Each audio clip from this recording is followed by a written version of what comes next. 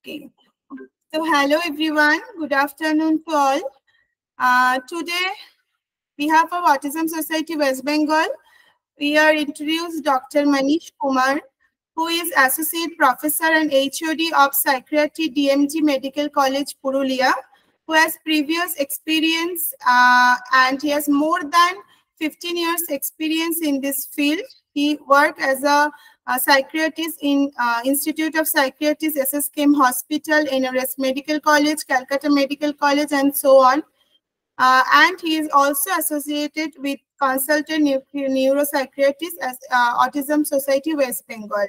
Today, sir deliberate a webinar on role of medical intervention for individual with autism. It is a very vital and very important topic for everyone. Why medical intervention needed, or is it okay for medical intervention, or is it important for medical intervention for individual with autism, yes or no? So now over to sir, but previously we need a group photo. So please everyone switch on your camera for a group photo. After that, I over to sir for the webinar.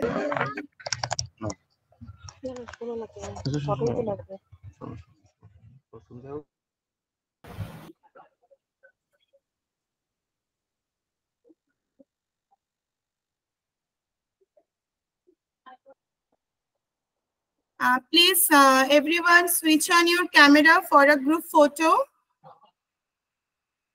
Kindly request everyone for a group photo. Please, everyone switch on your camera.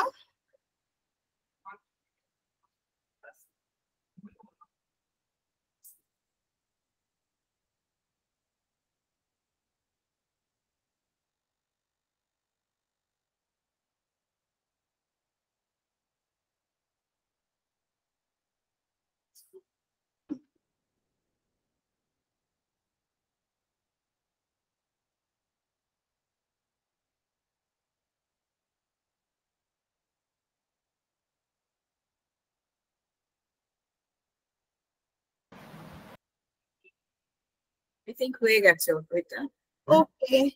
Now over to you, sir. I just say one thing for Dr. Kumar starts. আপনারা না আপনাদের মাইকগুলো মিউটে রাখবেন, কেন না হলে ভীষণ disturbance হয়। Okay, thank you doctor.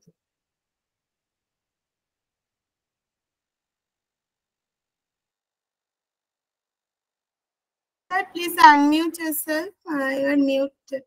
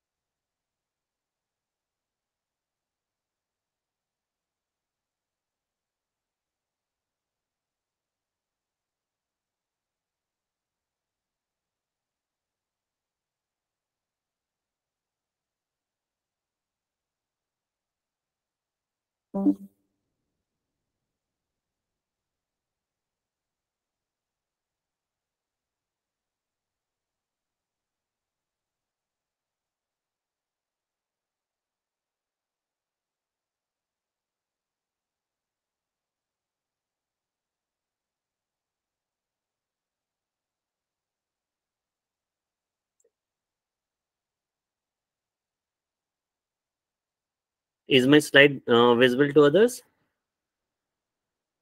Is my slide visible? No, Not slide. yet. No, It is not visible. it is not visible. Okay, just a second.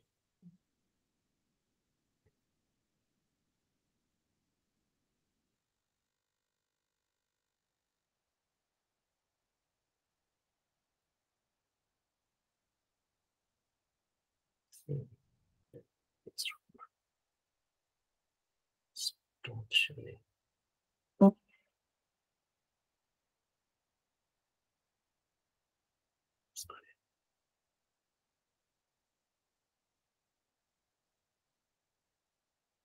Is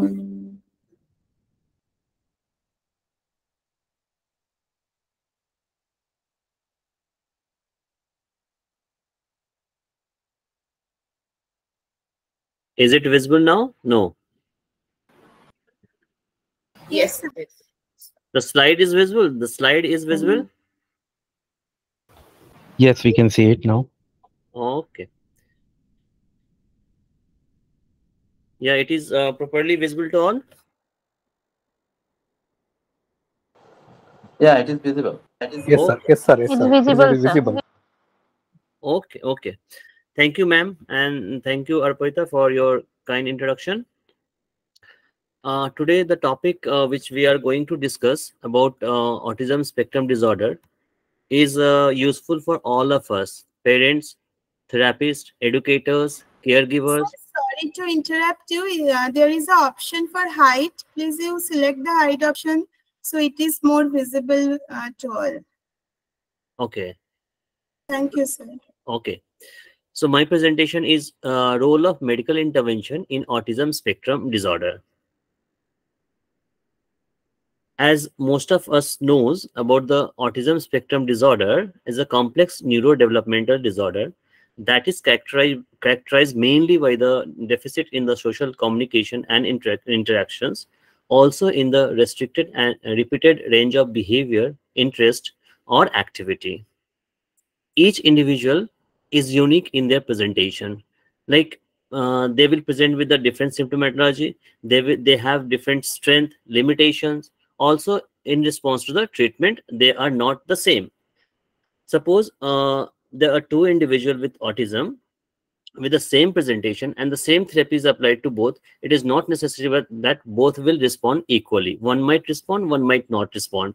Then we have to change the goal and we have to change the method and how prevalent it is in society. So prevalence is 1 in 54 as per the Center for Disease Control, USA. And in Indian study that was conducted in 2021, the prevalence was found to be 1 in 68. But the older study that was done prior to 1970, the prevalence was quite low. It was 1 in 1,000 or 0.8 in 1,000, say 8 in 10,000. So it was quite low because there was lack of awareness and also lack of the standardized tool to assess the autism. Sex ratio. It is more in male or female. So there is a very interesting finding over here. So we consider average this male to female ratio. It is found to be 3.5 to 1 or 4 to 1. If 4 male is affected, then 1 female will be affected. More prevalent in male.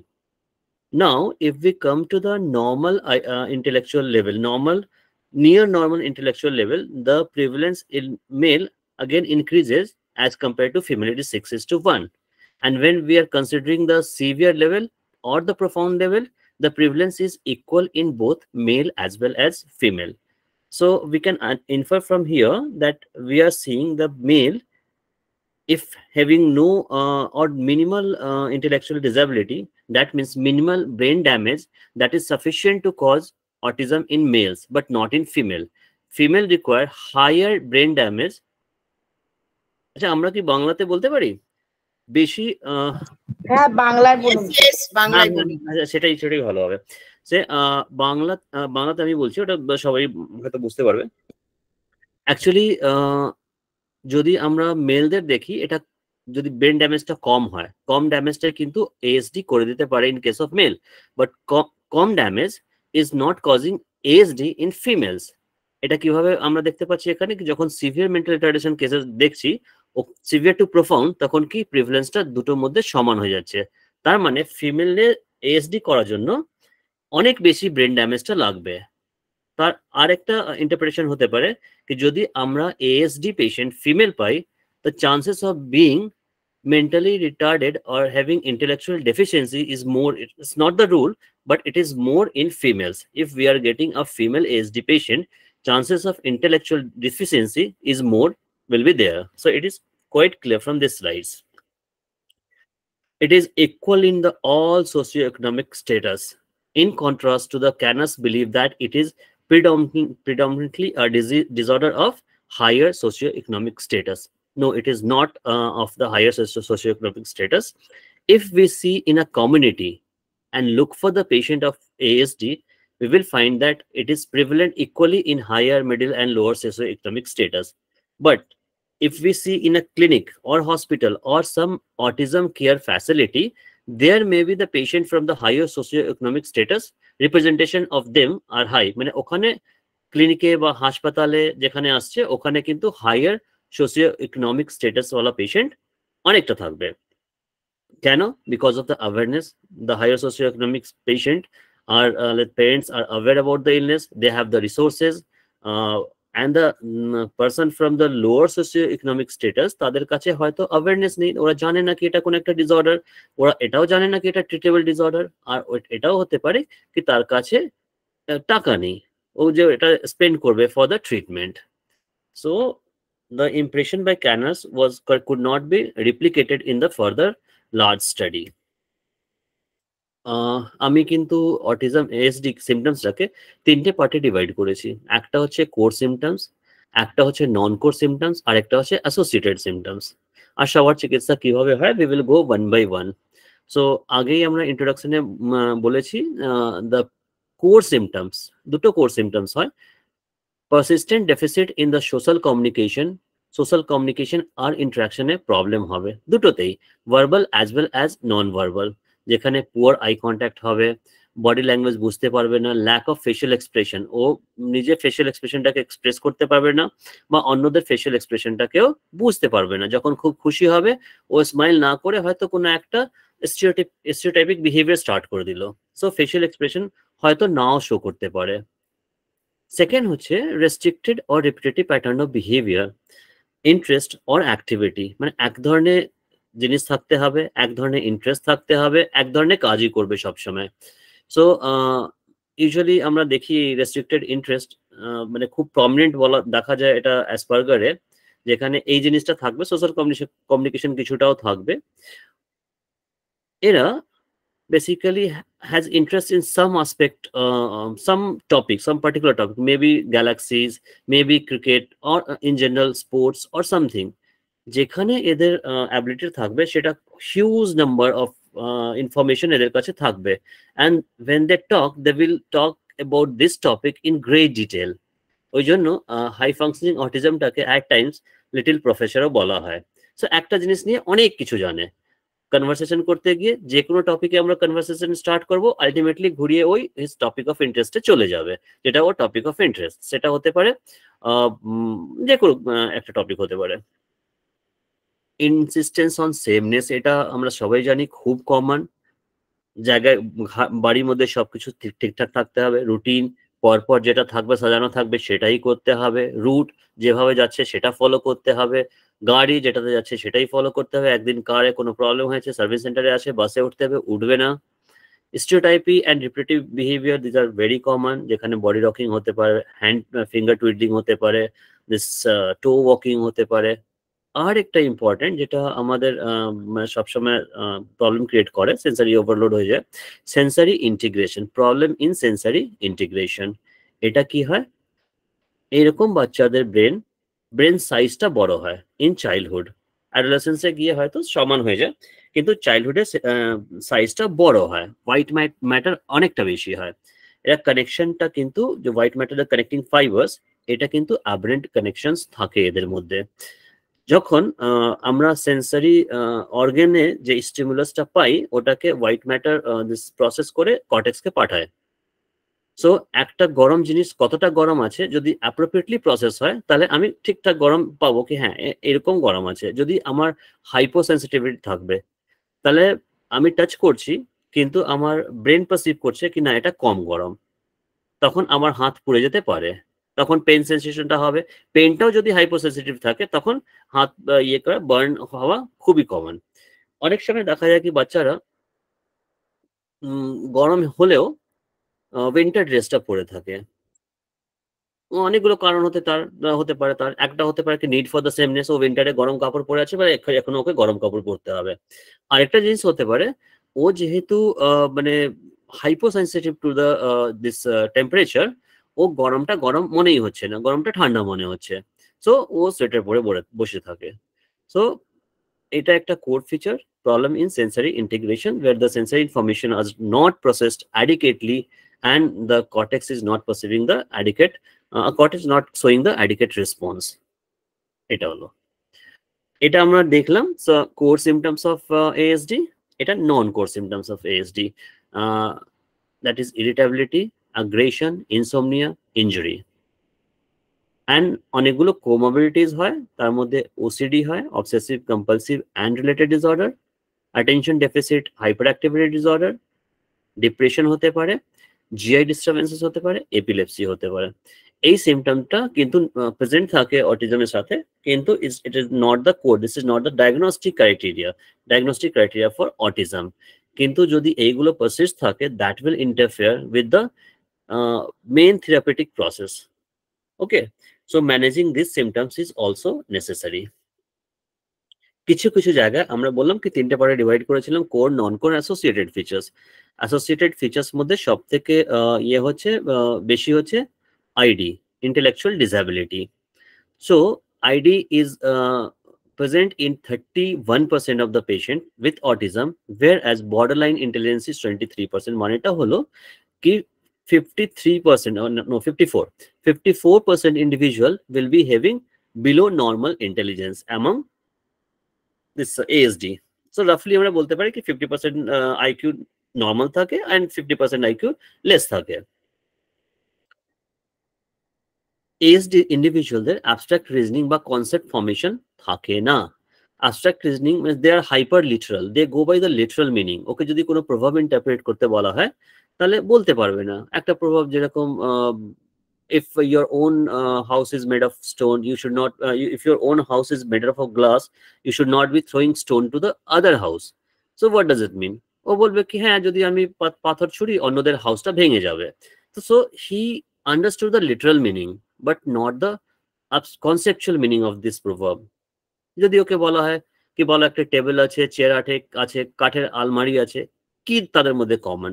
So এই ক্যাটেগরাইজেশনটা তাদের কিন্তু থাকবে না। ও বলবে একটা বসার জন্য, একটা পড়ার জন্য, একটা সামান রাখার জন্য, বা খুব বেশি যদি একটু অ্যাবস্ট্রাক্ট থাকে ভালো, তাহলে বলতে পারে সবকিছু কাঠের তৈরি। কিন্তু ক্যাটেগরি সবকটাই ফার্নিচার, সে বুঝতে ওর কিন্তু অসুবিধা হবে। সো প্রভাব ইন্টারপ্রিটেশন করতে পারবে না, they are hyper literal meaning দিয়ে সবকিছু এক্সপ্লেন করবে, বা they have inability to categorize things. আরেকটা সাইকোলজিক্যাল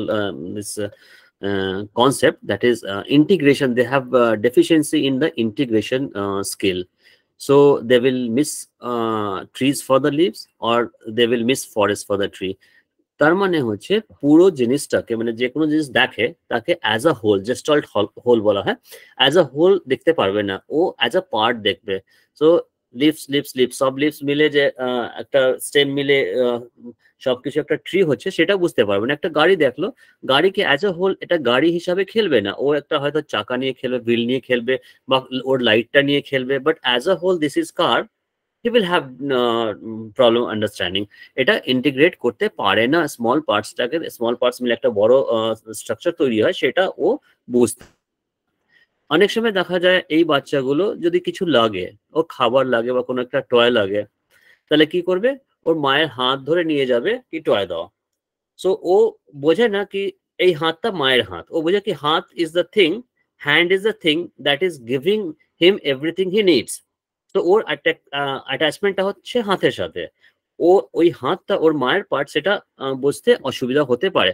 আগেন বলছি কি প্রত্যেকটা ASD individual is different in unique and different, সবকটা কিন্তু সবার মধ্যে থাকবে না। ইন জেনারেল আমি বলছি এইসবগুলো কিন্তু থাকে, ইন্টিগ্রেশনের প্রবলেম থাকে। যখন কথা বলা হয় আমরা বলছি আই কন্ট্যাক্ট থাকে না, বাট বাচ্চারা কি করতে পারে, লিপসের দিকে তাকাতে পারে, as if the lips is talking, lip মুভমেন্টটা হয় as if the lips is talking, not the human. ওই লিপটা ওই হিউম্যান একটা পার্ট, সেটা বুঝতে অসুবিধা হয়। আরেকটা হচ্ছে ও অন্যদের দিস ইন্টেনশন, অন্যদের ইমোশন, সেটা বুঝতে পারবে না। ওটা অন্যদের মেন্টাল স্টেট কি আছে সেটা বুঝতে পারবে না। এটাকে থিওরি অফ মাইন্ড বলা হয়, they have divide of theory of mind. যেহেতু এটা একটা নিউরোলজিক্যাল টার্মে আমরা বলতে পারি কি মিরর নিউরন সিস্টেম তাদের ডেফিসিয়েন্ট থাকে, বুঝতে পারবে না। স্প্লিন্টার স্কিল, এখানেও কিন্তু ক্যানার কনফিউজ হয়ে গেছিল যখন ও ডিসক্রাইব করে, বলেছিল কি বেশিরভাগ this ASD high socio economic স্ট্যাটাসে হয়, তখন এটাও বলেছিল কি বেশিরভাগ এএসডি পেশেন্ট ইন্টেলিজেন্ট হয়। So he confuse with this two terms, splinter skill and savant skill. কি হয় এগুলো? স্প্লিন্টার স্কিল হয় যেটা patchy area of ability with respect to the gross disability। তার মানে কিছু কিছু এরিয়া অফ দ্য পেশেন্ট ওটা কিন্তু প্রিজার্ভ থেকে গেল, ওটা ডিস্ট্রয় হলো না বা ওটা ডেফিসিয়েন্ট হলো না। যেরকম মেমোরি ওটা ইন্ট্যাক্ট থাকতে পারে as compare to the other area. Visual special skill intact থাকতে পারে as compare to the other area deficiency. So it is not extraordinary but normal. Memory is normal, calculation is normal, drawing is normal but not extraordinary. So এটাকে বলা হয় splinter skill. এটা নিয়েই confusion হয়েছিল, initial confusion among the initial researchers that they are intelligent, but subsequent studies found that not every child is having splinter or seven skill. Seven skillটা কি হয়? Seven skillটা হয় the skill that is extraordinarily developed. Recently I have seen a patient, একটা patient আমার কাছে এসেছিল, ASD patient, সে calculation এই লেভেলে করছিল within second 4-digit number multiplied by 4-digit number. He does not think, he was writing like this, and just from this right to left he wrote the answer was this. I checked in the calculator check করলাম, দেখলাম কি বাচ্চাটা ঠিকই লিখেছে। তারপরে 5টা digit দিলাম, 5টা ডিজিট মাল্টিপ্লাইড বাই 5টা ডিজিট, अगेन রাইট সাইড থেকে শুরু করলো, আবার পুরোটা একসাথে লিখে দিল। সো এটাকে কিন্তু extra ordinary or gifted skill বলা হয়, সেভেন স্কিল। তো দেখা গেছে কি যতগুলো সেভেন্স পার্সোনালিটি ছিল বা আছে in the world right now or at any point of time, representation among them of ASD was maximum. যদি 10টা সেভেন্ট পার্সন হয় তার মধ্যে 5টা হলো নর্মাল, আর 5টা হলো নর্মাল আর 5টা হলো ASD থেকে। সো একটা গ্রুপ থেকে সব থেকে বেশি সেভেন্টস বেরোয়, ওটা হয় অটিজম। ইউজুয়ালি হাই ফাংশনিং অটিজম হয়, কিন্তু সব জায়গায় ডেফিসিয়েন্ট হয় না। আমরা আগেই দেখলাম কি কিছু কিছু স্ট্রেংথ থাকতে পারে, যেটা ভিজুয়াল স্পেশাল স্কিল থাকতে পারে, ড্রয়িং করতে পারে, সলভিং করতে পারে। ভিজুয়াল স্পেশাল মানে হয় কি in relation to space, the position of the object he can visually localise that, direction কি আছে, ডিস্টেন্স কত আছে, লেন্থ কত আছে, ওরিয়েন্টেশন কিরকম আছে, এইগুলো কিন্তু বুঝতে পারে ও। আর ওদের রোট মেমোরি, রোট লার্নিং আর মেমোরি স্কিলটা খুব ভালো থাকতে পারে। এইগুলো হলো অ্যাসোসিয়েটেড ফিচার, কিছুটা ভালো কিছুটা খারাপ। এটা এসসিডি আমি জাস্ট ইচ্ছা করে ইনক্লুড করলাম because this is the new entrant in DSM-5। এটা নতুন একটা কনসেপ্ট যেটা DSM-5 এ এসেছে, আর এটাকে আমি খুব কমনলি বা অনেক কটা এখনো ASD হিসাবে ডায়াগনোজ হয়ে রয়েছে। ঠিক আছে, এখানে সোশ্যাল কমিউনিকেশনের প্রবলেম হয়, শুধু সোশ্যাল কমিউনিকেশন প্রবলেম হয়, অন্য কোনো সিমটমস অফ ASD থাকে না। এটা কিন্তু হাই ফাংশনিং অটিজম হিসাবে অনেক পেশেন্ট এখনো ডায়াগনোজড হয়ে রয়েছে, বা হয়তো মানে ফিউচার ডায়াগনোসিস হতো, তাকে প্রিভেন্ট করার জন্য এই ক্যাটাগরিটা ইন্ট্রোডিউস করা হয়, pragmatic communication disorder or social communication disorder, আর ইন শর্ট SCD। কি করে ডিফারেন্সিয়েট করব? এদের মধ্যে রেস্ট্রিক্টেড ইন্টারেস্ট আর রিপিটেটিভ বিহেভিয়ার, যেটা ASD তে কমন, থাকবে না। এখানে যদি সোশ্যাল কমিউনিকেশনের প্রবলেম হয়, not to the extent which occurs in ASD। ASD তে যতটা প্রবলেম হবে SCD তে এতটা প্রবলেম হবে না। আচ্ছা, আমার পেজটা কি ঠিক আছে? সবাই বুঝতে পারছেন তো? আচ্ছা, হ্যাঁ ঠিক আছে, ঠিক আছে। সো ডেভেলপমেন্টাল ডিলে যদি আমরা দেখি, ASD তে ইউজুয়ালি ডেভেলপমেন্টাল ডিলে থাকে, বাট SCD তে social communication disorder or pragmatic communication ডিসঅর্ডারে কিন্তু ডিলেটা, ডেভেলপমেন্টাল ডিলেটা থাকে না। অ্যাসেসমেন্ট কিভাবে আমরা ডায়াগনোসিস করব? আমরা ডায়াগনোসিস কিন্তু গোল্ড স্ট্যান্ডার্ড হচ্ছে clinical diagnosis. Clinical diagnosis is the gold standard. ওটাকে কোনো স্কেল রিপ্লেস করতে পারে না। আমরা কথা বলে, আমরা ডিটেল হিস্ট্রি নিয়ে, আমরা ফ্যামিলি হিস্ট্রি নিয়ে, আমরা বাচ্চাকে অবজার্ভ করে যা ডায়াগনোসিস করব, that is the main diagnosis. তারপরে ডায়াগনোসিসটাকে সাবস্টেন্সিয়েট করার জন্য আমরা কোনো ডায়াগনস্টিক টুল বা স্ক্রিনিং টুল ইউজ করতে পারবো।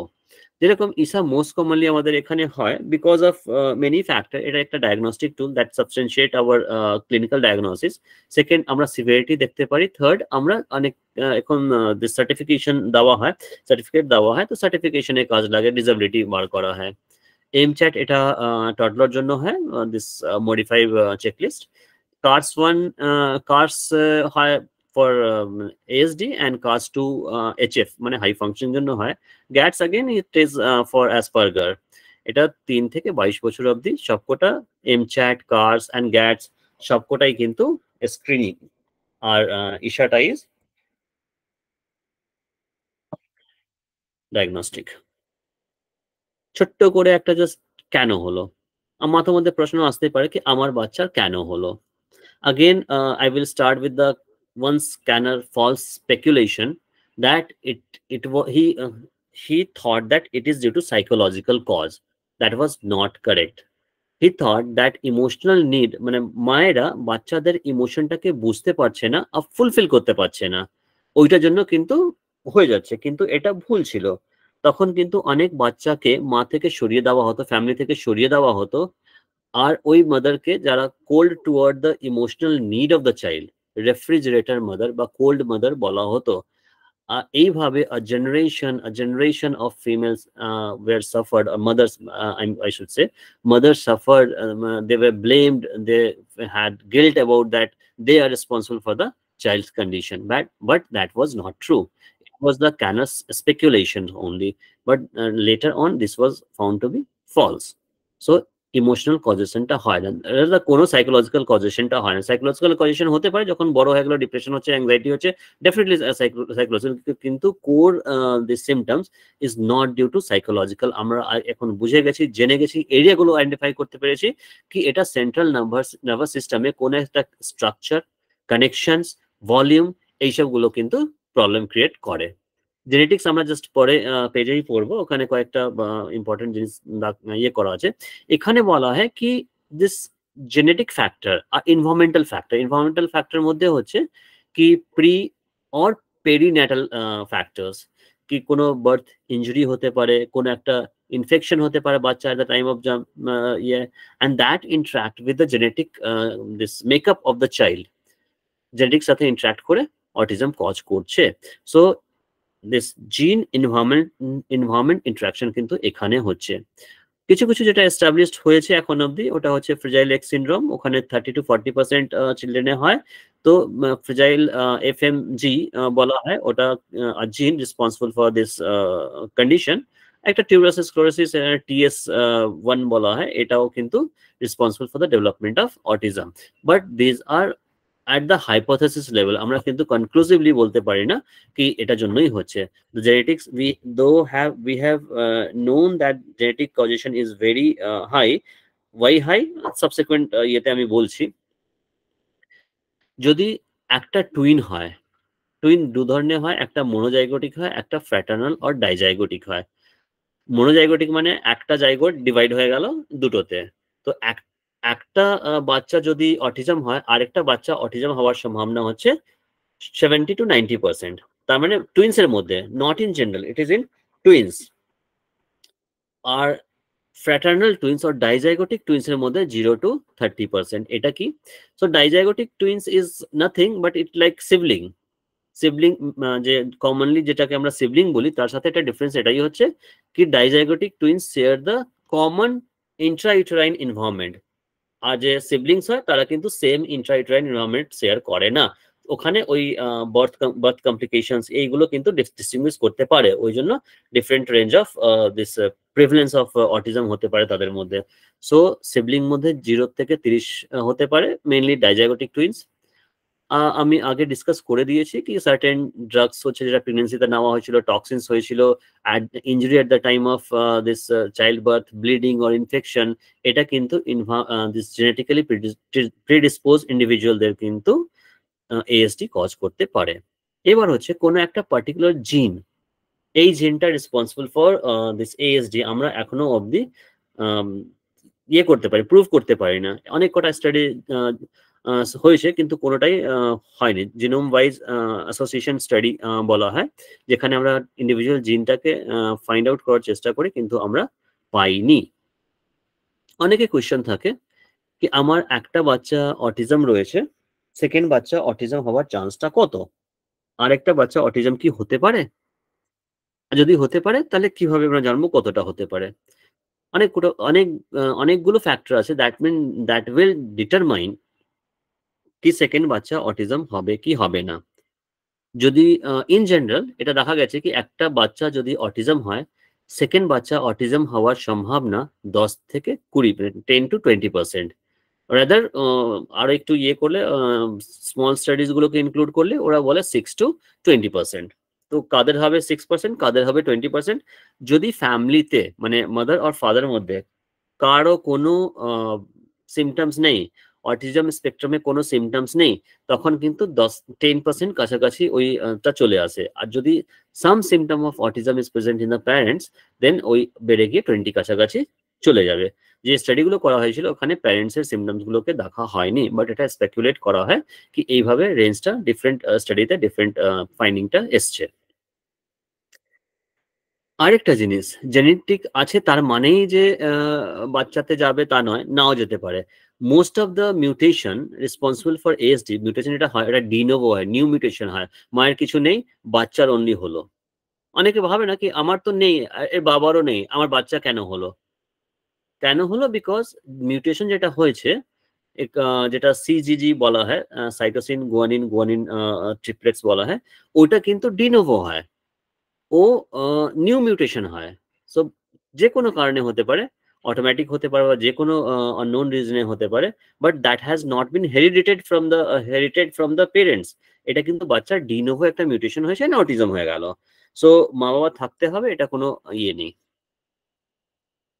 আগেন একটা মায়ের প্রশ্ন, আমার বাচ্চা অটিজম হয়েছে কি হবে? পুরোপুরি ঠিক হয়ে যাবে, ট্রিটমেন্ট হবে, কত টাইম লাগবে ট্রিটমেন্টে? যদি টাইম লাগে তাহলে যদি ঠিক হয় তাহলে কতটা ঠিক হবে? এটা নিয়ে কয়েকটা clarification. ASD is a lifelong diagnosis. If it is a lifelong diagnosis, আমরা বলতে পারি কি lifelong disability, though the disability this amount or the severity will decrease over time. Early diagnosis and intervention is like key to the success. আমি কিন্তু repeat করবো আমার প্রেজেন্টেশনে এই জিনিসটা, আর এক দুবার রিপিট করবো, because it is the thing that should be kept in mind. যত তাড়াতাড়ি আমরা ডায়াগনোসিস করতে পারি, আর যত তাড়াতাড়ি আমরা ইন্টারভেনশন স্টার্ট করতে পারি, রেজাল্ট কিন্তু এতটাই ভালো হবে। যদি আমরা আর্লি ডায়াগনোসিস করে আর্লি স্টার্ট করে দিতে পারি behaviour therapy, then the chances are there কি ও অ্যাডাল্টে ইন্ডিপেন্ডেন্ট সেলফ লিভিং স্কিলগুলো শিখে যাবে। Minimal support may be required, কিছু কিছু সাপোর্ট লাগতে পারে তাদের। যদি পুরোটা ভালো হয়ে গেল তাও কিন্তু কিছুটা সোশ্যাল অটিজম থাকতে পারে। কিছু কিছু ফ্যাক্টরস আছে যেটা ডিটারমাইন করে কি ইমপ্রুভমেন্টটা ভালো হবে, মানে গুড প্রগনোসিস হবে। কি কি ফ্যাক্টর আছে তার মধ্যে? যদি some communicative speech by the age 5 or 6, মানে ও যদি কমিউনিকেট করতে পারে, কিছুটা ডেভেলপ করেছে 5 কিংবা 6 বছরের মধ্যে, it is a good prognostic factor.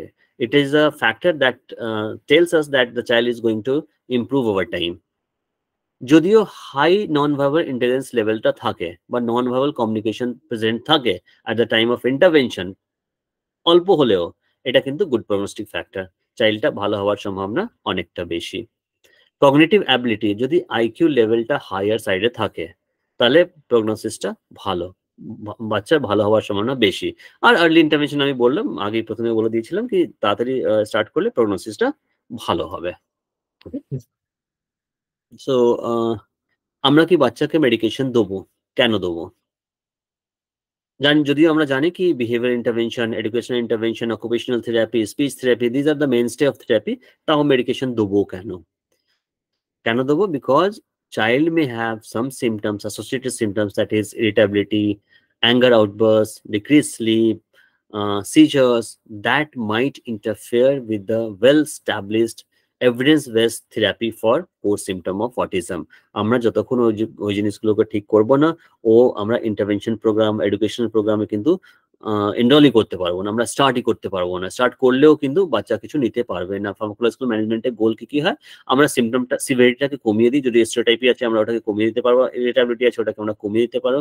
Adaptive functioning, তখন হয়তো যখন ও শান্ত হলো, যে কনসেন্ট্রেশন লেভেলটা বাড়লো, তখন কিন্তু ও শুনতে শুরু করলো, শিখতে শুরু করলো, অ্যাডাপটিভ ফাংশনিং অটোমেটিক্যালি ইমপ্রুভ করলো, কোয়ালিটি অফ লাইফটাকে ইমপ্রুভ করা। এইগুলো হচ্ছে আমাদের গোল। ওই জন্য আমরা মেডিকেশন স্টার্ট করতে হয়, ভয় পাওয়ার কিছু নেই। কিছু কিছু কনসার্ন থাকে যখনই আমরা বাচ্চাকে মেডিকেশন দিই, একটা সাইড ইফেক্ট সবসময় মাথার মধ্যে আসে, পেরেন্টসদের কি সাইড ইফেক্ট হবে না তো, বাচ্চা কোনো ক্ষতি হবে না তো। ডেফিনেটলি যে সাইকিয়াট্রিস্ট যে প্রফেশনাল আপনাকে মেডিকেশন দিচ্ছে, সে অ্যাওয়্যার অ্যাবাউট ইট।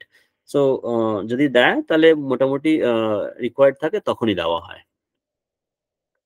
এবার হচ্ছে আমরা তো জানি কি বিহেভিয়ার ইন্টারভেনশন কোড সিমটমটাকে ঠিক করতে পারে, বাট কোনো মেডিকেশন রয়েছে যেটা কি কোর সিমটমসটাকে ঠিক করতে পারে? সো এখন অবধি মানে কোনো medication that is approved by US FDA নেই এখনো, কিন্তু many promising agents are there that is targeting the core symptom of ASD. Just a second.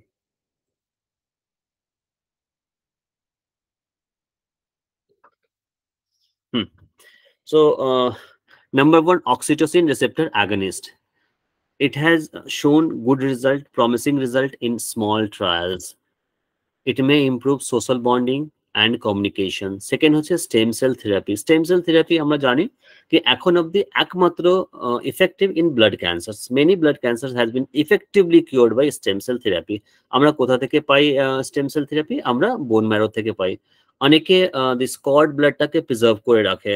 বাচ্চা জন্মের সময় অনেক cord blood preservation company this contact করে কি আমরা কি কর্ড ব্লাডটাকে প্রিজার্ভ করবো 80,000, 90,000, 1 লক্ষ টাকা, এরকম ডিফারেন্ট ডিউরেশনে আমরা 30 বছর অবধি করবো।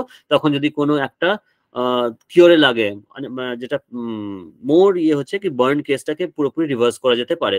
Theory, some research is there. সিজোফ্রেনিয়ার ক্ষেত্রে রিসার্চ আছে, সেরকম এই রিসার্চটা কিন্তু আমাদের ASD তেও চলছে। দেখা গেছে কি নিউরো রিজেনারেশন আর নিউরাল কানেক্টিভিটিটাকে স্টেম সেল থেরাপি ইমপ্রুভ করছে। ওটা ইমপ্রুভ হওয়ার জন্য কি হবে, সেন্সারি ইন্টিগ্রেশনের যে প্রবলেমটা সেটা ইমপ্রুভ হবে, কমিউনিকেশনে ইমপ্রুভ হবে, IQ ইমপ্রুভ হবে, বিহেভিয়ার ইমপ্রুভ হবে। সো সবকটাই কোর সিমটমসটাকে টার্গেট করছে stem cell therapy. It is now giving a promising result, though the sample size is small and is at this point of time not recommended for the general use. It is under this trial only, research purpose. Neurofeedback, যেখানে neurofeedback through the screen দেওয়া হয় বাচ্চাদেরকে about their attention, mainly for the executive frontal lobe function জন্য করা হয়। এটা executive function জন্য and attention জন্য যখন কিছু গেম দেখানো হয়, ওই গেমটাতে যদি ফোকাস করে then automatically the pieces will come closer. আর ফোকাস করলে আর অনেকক্ষণ ফোকাস করলে ওই পাজলটা সলভ হয়ে যাবে, এরকম ফিডব্যাক দেওয়া হয় যাতে ওর অ্যাটেনশনটা বাড়ে। সো এটা it's a very safe because there is no drug administered. So অনেক জায়গায় এটা আছে, অনেক ইন্ডিয়াতে অনেক জায়গায় মেশিনস গুলো আছে যেখানে বাচ্চাদেরকে দেওয়া হয়। রাদার এটা under trial in research only because PGTs are doing research পারপাসে ইউজ হয়, আর বলে কি অনেকটা executive function improve করে এটাতে neurofeedback, but again it is not yet approved for the general population, used in general population. একটা magnetic stimulation হয় in certain area, repetitive transcranial magnetic stimulation, ওটা এটাও কিন্তু হার্মলেস, কোনো হার্ম নেই নিউরোফিডব্যাক মতন।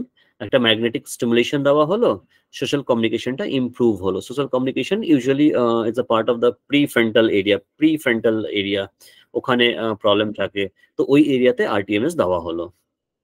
আর আমরা সবাই দেখেছি, বেশিরভাগ জানে ওমেগা 3 ফ্যাটি অ্যাসিডস কি বাচ্চাদেরকে দেওয়া হয়, কেন কি এটা সেফ রয়েছে। আর there is chances কি it might improve the social communication, কিছু কিছু স্টাডি বলেছে, প্রুভ করেছে কি এটা social communication, stereotypic behaviour, hyper activity এইগুলোতে কিন্তু ইমপ্রুভমেন্ট করে। কিন্তু অনেক স্টাডি তার কন্ট্রারি রিপোর্টটা দিয়েছে কি না এটা এফেক্টিভ নয়। So as it is not harmful, it's prescribed frequently by the clinicians. Other agent that is under trial, I'm not going to read that. Nutrition consideration, এইটা अगेन একটা দিস কি অটিজম থাকলে আমাকে গ্লুটেন ফ্রি ডায়েট দিয়ে দিতে হবে, autism থাকলেই আমাকে কেজিন ফ্রি ডায়েট দিয়ে দিতে হবে, কিন্তু সেটা না। দিতেই হবে তা নয়, কিন্তু গ্লুটেন সেন্সিটিভিটি বা কেজিন সেন্সিটিভিটি এই দুটো প্রোটিন হয় ইন হুইট, রাই, বার্লি, এইগুলোতে গ্লুটেন থাকে অ্যান্ড মিল্ক প্রোডাক্টে কেজিন থাকে। Both are peptide and body may react inappropriately to this peptide causing allergic type of reactions. So gluten sensitivity থাকলেই কিন্তু আমরা গ্লুটেনটা অ্যাভয়েড করব, ক্যাজিন সেন্সিটিভিটি থাকলেই কিন্তু আমরা ক্যাজিন ফ্রি ডায়েট দেবো। এটা আমরা কি করে ডায়াগনোসিস করতে পারবো কি আমার বাচ্চা গ্লুটেন সেন্সিটিভ আছে কিংবা নেই? কোনো ডায়াগনোসিস নেই, মানে কোনোভাবে আমরা ডায়াগনোস করতে পারবো না কি আছে না নেই। এটা ক্লিনিক্যালি করা যায়, এটাকে বলা হয় ডায়েট ট্রায়াল। ডায়েট ট্রায়াল দিয়ে কিছুদিন say for 1 month gluten diet দেওয়া হলো অ্যান্ড 1 মাস গ্লুটেন ফ্রি ডায়েট দেওয়া হলো, আর ও বিহেভিয়ারটাকে চেক করা হলো কি কেমন আছে। এইভাবে আমরা কিন্তু দেখতে পারি। সেরকম ক্যাজিন ফ্রি অ্যান্ড ক্যাজিন রিচ ডায়েট দিয়ে আমরা দেখতে পারবো কি কোনো রকম বিহেভিয়ার প্রবলেম কমছে বা বাড়ছে, তখন আমরা বুঝে যাবো কি এটা আছে। আর গ্লুটেন ক্ষেত্রে আছে যদি এটা it's a part of coeliac disease, তখন কিন্তু আমরা অটো অ্যান্টিবডিটা অ্যাসেস করতে পারবো। বাট মানে mostly it is non coeliac হয়, নন সিলিয়াক গ্লুটেন সেন্সিটিভ, যেখানে কি আমরা অটো অ্যান্টিবডি করতে পারবো না। So idea behind the use of diet GFCF মানে gluten free casein free is to reduce symptoms and improve social and cognitive behaviour and speech. আমরা দেখেছি সেন্সিটিভ থাকলে কিন্তু বিহেভিয়ারটা ডিটোরেট করে। ওর যদি অ্যাবডোমেনের ডিসকমফর্ট হবে বিহেভিয়ারটা ডিটোরেট করবে, because he is not able to communicate it properly. So agitations হবে, ইরিটেবিলিটি হবে, স্লিপ ডিস্টারবেন্সেস হবে, এইসবগুলো কিন্তু ইমপ্রুভ করবে উইথ ডায়েট মডিফিকেশন। আমরা চলে আসছি কিন্তু কোর সিমটমসটাকে ট্রিট কিভাবে করা হয়। So it's a multidisciplinary approach, সবাইকে একসাথে কাজ করতে হবে। Then the child will start having showing some improvement. একটা টিম আছে কি comprising of psychiatrists, psychologists, speech language therapist, occupational therapist and special educator, সব মিলে কাজ করে according to the need of the child। সব একই বাচ্চার উপরে কাজ করবে তা নয়, according to need of the child। ফ্যামিলিকে ইনভলভ করতে হবে, এডুকেট করতে হবে, এম্পাওয়ার করতে হবে to look after this child, and community involvement, বাচ্চাদেরকে কমিউনিটিতে ইনভলভ করা যেতে পারে। সো again বললাম, রিপিট করব, early diagnosis and intervention is key to the success. যে কোনো early intervention will focus on developmental milestone, social skill and enhancing communications. আর আর্লি স্টেজে প্লে বেস থেরাপি থাকে, ডেনভার মডেল যেটা আছে আর্লি স্টার্ট ডেনভার মডেল, ওই play base therapy থাকে, ওটা 1 থেকে 4 বছরের মধ্যে করা হয়। প্যারেন্ট কোচিং করা হয়, অ্যান্ড যেটা এভিডেন্স বেসড বিহেভিয়ার থেরাপি আছে ওটা হচ্ছে applied behaviour analysis, pivotal response treatment, social and communication skill training. এইগুলো কিন্তু evidence based proven therapy for ASD। আমরা এইগুলোতে ইনভলভ করতে পারলে বাচ্চা কিন্তু হবে। অ্যাপ্লাইড বিহেভিয়ার অ্যানালিসিস এটা behavior based on the learning principle, behavior modification, behavior analysis করি আমরা, কমপ্লেক্স টাস্কটাকে স্মল টাস্কে কনভার্ট করি, স্মল টাস্কে কনভার্ট করে স্মল অ্যাচিভেবল টাস্ক ওইগুলোকে রিইনফোর্স করা হয়, अगेन ওটাকে প্র্যাকটিস করা হয়। পিভটাল রেসপন্স হচ্ছে এটা like most like this patient guided, কোনো কোনো এরিয়া অফ ইন্টারেস্ট ইয়েতে কাজ করা হয়, লাইক মোটিভেশনে কাজ করা, লাইক সেলফ ম্যানেজমেন্টে কাজ করা হয়। Pivotal area that is necessary for multiple skills, এটাও কিন্তু based on behaviour analysis only. আর এটা ডেনভার মডেল বললাম, that is also a patient based, it's a hybrid model. Social and communication skill training কি করা হয়, কি কি দেখা হয় ওখানে? Eye gaze, voice modulation means prosody, gestural prosody, posture, proximity, greeting, behaviour, rule of conversation, মানে যতগুলো সোশ্যাল স্কিলস এখানে শেখানো হয়। কিভাবে শেখানো হয়? একটা গ্রুপ ইনস্ট্রাকশন আর একটা ন্যাচারালিস্টিক সেশন সেটিং হয়। সো স্মল গ্রুপে একটা টার্গেট বিহেভিয়ার বা সোশ্যাল কমিউনিকেশন শেখানো হয়, ওটাকে লার্জ গ্রুপে প্র্যাকটিস করা হয়। লার্জ গ্রুপে করে ওটাকে প্র্যাকটিস করবে, যখন ওটা প্র্যাকটিস করছে তখন আমরা দেখছি কি এটা তো ঠিক আছে, কিন্তু আরেকটা সোশ্যাল অকওয়ার্ডনেস ওখানে শো করছে, that again become this target behaviour. আবার এখানে স্মল গ্রুপে ওটাকে দেখা হলো, আর ওটাকে ন্যাচারালিস্টিক গ্রুপে করা হলো, প্র্যাকটিস করা হলো। স্পিচ ল্যাঙ্গুয়েজ থেরাপিতে আমরা কি করি? কমিউনিকেশন ডেফিসিট ওইগুলোকে টার্গেট করা হয়। Now this medical part, আমরা জানি কি ADHD, attention deficit hyperactivity disorder, 50% of the children, child and adolescent will have with ASD হবে। and যখন hyperactivity থাকবে এটা কিন্তু কোর থেরাপির সাথে behavioral intervention সাথে কিন্তু interfere করে। patient will not follow the instruction, patient will not listen to the instructions, and difficult to give them the behavioral or educational therapy. So it is easily treatable with stimulants or non-stimulant. আমরা অনেক কটা well established treatment আছে for ADHD, and safer treatment are available, আমরা treat করি। and behavioral intervention and educational support should be integrated। আমরা কিন্তু ADHD তে behavioral modification ও করতে পারি to this decrease the undesired behavior or increasing the desired behavior. Other symptoms like irritability, aggression, stereotyping, and self-injurious behavior that may also interfere with the treatment process. We have a drug, US FDA approved drug, Risperidone now is approved for the purpose, and most of the parents are already knowing about it. The child has been given Risperidone at some point in their life.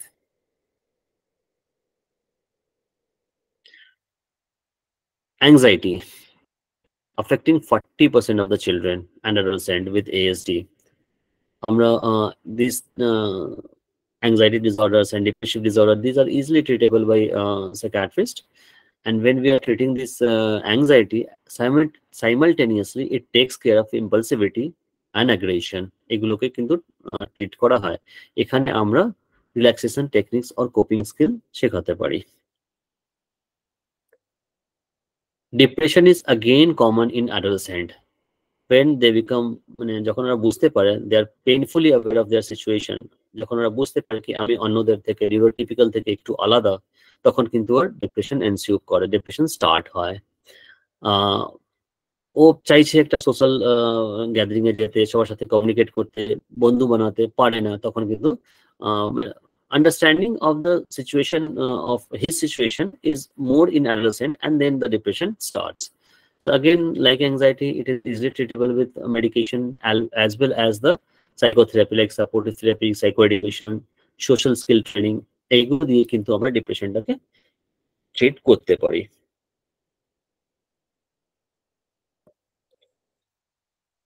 Sleep disorder, again a challenging thing in ASD. If the child is not sleeping, if he is not sleeping, a lot of other problem will develop, behavioral problem will develop. His memory will decline. What he has learned in this previous day session, it will not be consolidated in his mind. So sleep is important part of our daily life, and it has to be there. And it is the sleep disturbance is present in the 80% of the children. So the most commonly used medication here is melatonin. Many of us know the name melatonin is being used.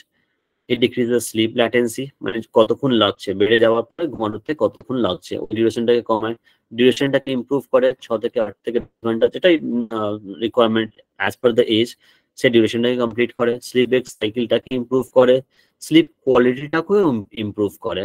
So melatonin is very commonly used. Other medicines are also being used when melatonin is not working properly. আমরা slip hygiene বলতে পারবো। Slip হাইজিনের কয়েকটা state dos and don'ts রয়েছে, ওইগুলো বলা যেতে পারে। Bed time routine and environmental modification করা যেতে পারে স্লিপ ইমপ্রুভ করার জন্য। অনেকে কিন্তু গ্যাস্ট্রোইন্টেস্টিনাল সিমটমস থাকে, এটা গ্লুটেন সেন্সিটিভিটি বা দিস কেজিন ছাড়াও এমনিতে গ্যাস্ট্রোইন্টেস্টিনাল সিমটমস থাকতে পারে। যদি থাকে আমরা কি দিই, পিপিআই, যেটা সবাই জানে, প্যান্টোপ্রাজল, this 2 receptor antagonist, ওই ranitidine, famotidine, এগুলো দেওয়া হয়। আমরা ডায়েটরি মডিফিকেশন করতে পারি, আমরা প্রোবায়োটিক দিতে পারি। এইগুলো কিন্তু mainly safe medication, and behavioral therapy can be adjunctive one. Seizure, it is again a very interesting thing associated with this ASD. 10 to 25% ক্ষেত্রে কিন্তু ভিজিবল সিজার হয়, আর যদি আমরা সাবথ্রেশোল্ড সিজার দেখি তাহলে এটা 10 to 83% অফ দ্য কেসেস থাকে। যখনই সিজার থাকে, ইদার ভিজিবল সিজার মানে কনভালশন বলা হয়। Seizure is this electrical activity going inside the brain, occurring in the brain, and convulsion is outside visible thing we are seeing convulsion. So convulsions are being seen in 10 to 25% of the patient, and if we see some sub-threshold seizure that is not causing convulsion in as high as 83% of ওটা কিন্তু খিচুনি সবসময় দেখা যেতেও পারে convulsion হিসাবে, নাও দেখা যেতে পারে। এটা কিন্তু আমরা 83% ক্ষেত্রে দেখবো কি সিজার হচ্ছে, ব্রেনে অ্যাক্টিভিটি হচ্ছে, but not to the extent that it will cause কোনো রকম কনভালশন করবে না। ইট আকার্স মোর, মানে যদি বাচ্চার আইকিউ লেভেলটা কম থাকে তখন কিন্তু সিজার প্রেভালেন্সটা বেশি থাকে। আইকিউ লেভেল কম মানেই হচ্ছে বেশি ব্রেন ড্যামেজ, বেশি ব্রেন ড্যামেজ মানেই হচ্ছে সিজার। সিজার ওটা হলে বিহেভিয়ারাল ডিটেরিওরেশনটা হয়। বিহেভিয়ারাল ডিটেরিওরেশন কে কন্ট্রোল করতে গেলে আমাকে আগে সিজারটাকে কন্ট্রোল করতে হবে। দেখা গেছে এটা বাইমোডাল অনসেট, মানে দুবার অনসেটটা হয়। Seizure onset at any point of time, 10 বছরের মধ্যে সিজার হয়নি তার মানে এটা না কি ওর ফিউচারে সিজার হবে না। তো it has bimodal onset. Most of the seizure develop in less than 3 years of age, এটাতে ম্যাক্সিমাম সিজার ডেভেলপ করে। তারপরে 10 থেকে 15 বছর ডিউরেশনে আরেকবার সিজার অনসেটটা হয়। বাট এটা 25 বছর 50 বছর যে কোনো এজে সিজার অনসেট হতে পারে। বাট এই দুটো গ্রুপ অফ এজ, 3 বছর থেকে নিচে আর 10 থেকে 15 বছর মধ্যে সিজার অনসেটটা সব থেকে বেশি হয়। ওই জন্য অনেক সময় দেখা গেছে কি অ্যাডোলেসেন্ট বাচ্চাদের হাইপার অ্যাক্টিভিটি বা বিহেভিয়ার প্রবলেম বেড়ে যায় আফটার 10। তখন যদি কোনো মেডিসিন দিয়ে কমছে না, বিহেভিয়ার ইন্টারভেনশনে কমছে না, তখন আমরা ইইজি করাই, দেখতে চাই কি তাদের কোনো রকম সাবথ্রেশোল্ড সিজার হচ্ছে কি হচ্ছে না। যদি থাকে তাহলে আমরা কিন্তু অ্যান্টি এপিলেপটিক স্টার্ট করে দিতে পারি even in the absence of convulsion. যেহেতু আমরা ওটাকে ব্রেন অ্যাক্টিভিটিটাকে কাম ডাউন করলেই বিহেভিয়ার প্রবলেমটা অনেকটা শর্ট আউট হয়ে যাবে।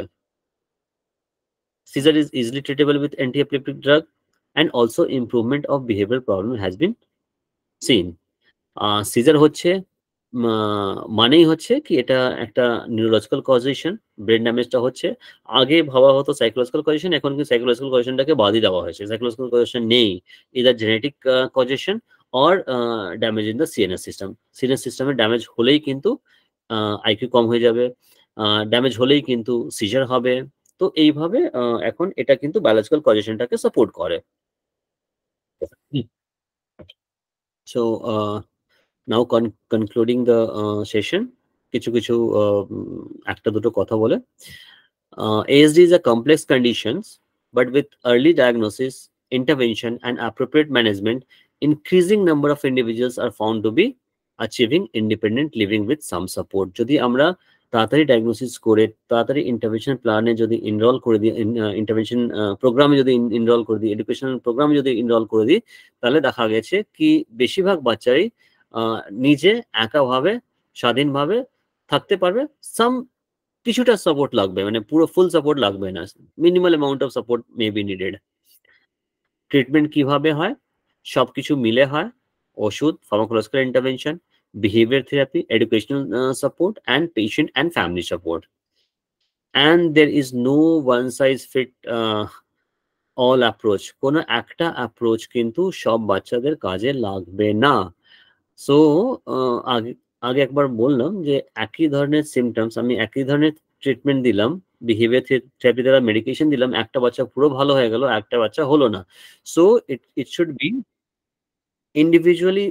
individual treatment plan should be made according to the need of the child, and the goal or aim of the treatment should continuously be modified in view of his achievement of the previous task or deficiency in the next task.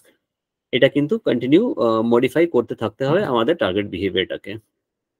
Novel treatment, as I discussed, under research like stem cell therapy, neurofeedback, and some other like oxytocin, cannabinoid receptor agonist, hold promise for addressing the core symptoms. Thank you. Thank you, sir. Yeah. I think So, we have some questions in the chat box. Aditya Ganguly, who is a neurodivergent